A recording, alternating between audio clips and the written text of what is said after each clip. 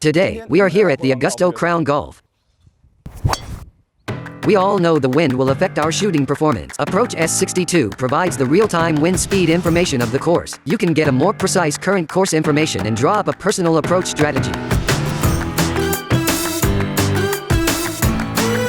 This video will show you how to use Approach S62's whole new feature, wind speed and direction. Through Garmin Approach S62, you can get the newest and real-time wind speed and direction information.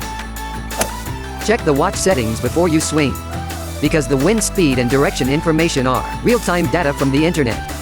Please make sure the Bluetooth connection between the watch and the phone is functional.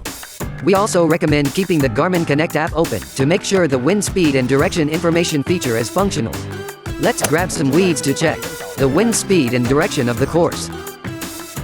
The wind goes to around my 12 o'clock direction and close to my 11 o'clock direction. Let's check the wind speed and direction information on the watch. In the course map page, press the up right button. Swipe down and you will see wind. Tap it and then you can check the information. Point the flag icon toward the green. The arrow on the upside indicates the wind is from here to there.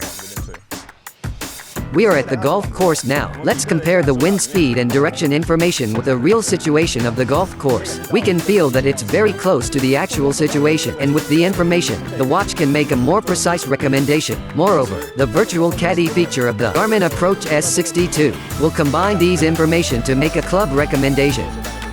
That's the wind speed and direction information tutorial. Thanks for watching.